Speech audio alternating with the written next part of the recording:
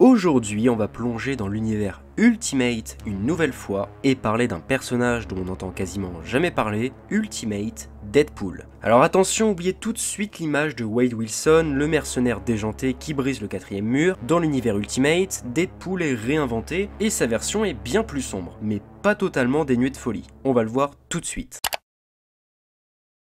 Du numéro 91 à 94 d'Ultimate Spider-Man, on découvre Deadpool, son visage est caché par un masque intégral et son corps est maintenu en vie grâce à de nombreuses prothèses et un plan cybernétique. Contrairement à son équivalent de la Terre 616, Ultimate Deadpool n'est pas un mercenaire rigolard. Il est sérieux, froid, haineux, c'est un extrémiste qui voue une haine profonde aux mutants qu'il considère comme une menace pour l'humanité. Il se présente comme le leader des Reavers, une milice de cyborgs créée pour chasser et éliminer les mutants. Mais son rôle ne s'arrête pas là, il devient aussi l'animateur d'un show télévisé sanglant, une sorte de télé-réalité où on montre la chasse aux mutants. C'est organisé sur l'île de Krakoa et mis en scène comme une télé-réalité diffusée au grand public. Deadpool se met dans la peau d'un présentateur cynique et ironique, commentant les combats avec un humour cruel. C'est une différence majeure, contrairement à l'image d'un simple militaire fanatique, Ultimate Deadpool joue aussi un rôle de showman sadique, rendant la traque des mutants spectaculaire. Il n'a pas l'humour absurde, méta, ni ne brise le quatrième mur comme la version classique, mais il arbore tout de même une forme d'humour noir sarcastique, très liée à la mise en scène de son show télévisé.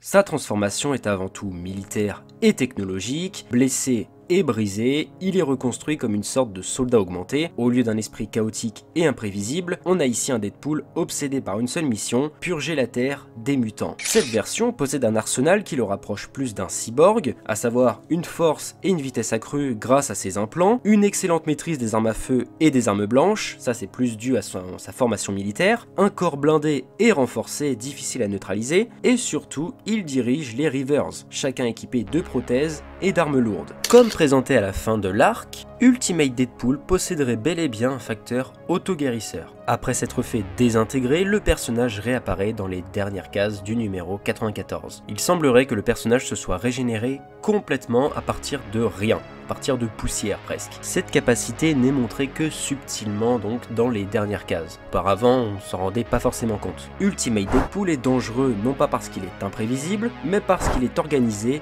et idéologique. Avec son armée de Reavers, il incarne une vraie menace pour les mutants et même pour Spider-Man lorsqu'ils croisent leur route malencontreusement. Son approche militaire et ses ressources technologiques le rendent redoutable, mais moins charismatique que le Deadpool qu'on connaît. Spider-Man, accompagné des X-Men, se retrouve pris au piège sur l'île de Krakoa, où Deadpool et les Reavers organisent des chasses aux mutants pour les éliminer. S'ensuit une confrontation violente où Spider-Man découvre la cruauté de cette version de Deadpool. À la fin, Deadpool est vaincu, mais laissé vivant sur l'île, ce qui laissait présager un possible retour, qui n'a finalement jamais eu lieu. Après cet arc, il disparaît complètement de l'univers Ultimate. Ni Ultimatum ni les relaunch Ultimate Comics ne lui offrent de seconde chance. La seule apparition qu'on peut possiblement noter, c'est dans Deadpool Massacre Deadpool, où ce dernier va massacrer donc sa version Ultimate. On le voit brièvement dans une case ou deux, je crois. Autrement, on peut retrouver cette version de Deadpool dans le jeu vidéo Spider-Man Dimension, sorti en 2010. Dans ce jeu, Spider-Man explore plusieurs univers, dont l'univers Ultimate. Et dans cet univers, Deadpool apparaît comme boss principal d'un niveau. Ici encore, il est présenté comme une sorte de présentateur de télé-réalité sadique, animant une émission où Spider-Man doit survivre à différents défis absurdes. Ce rôle renforce l'idée que ce Deadpool Ultimate n'est pas seulement un soldat, mais aussi un showman morbide, mélangeant humour noir et violence gratuite. Les différences majeures sont sa personnalité, il est plus cynique que comique, pas de blague méta, mais un humour noir lié plutôt à son rôle de showman. Ici, ce n'est pas un anti-héros, il n'a pas du tout de côté sympathique, c'est vraiment un antagoniste pur et dur qui combine idéologie extrême et mise en scène médiatique cruelle. Mais il conserve tout de même une facette ironique, télévisuelle, qui le rend unique et vraiment intéressant, je trouve.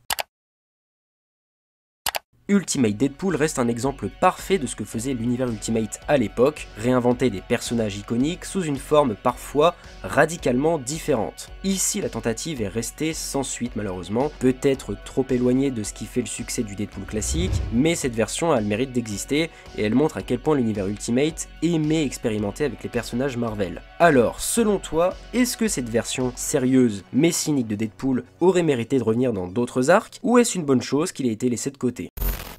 Il en est fini de cette vidéo, je vous invite vraiment à lâcher un like et à commenter afin que l'algorithme mette un peu plus en avant ma chaîne ces derniers temps.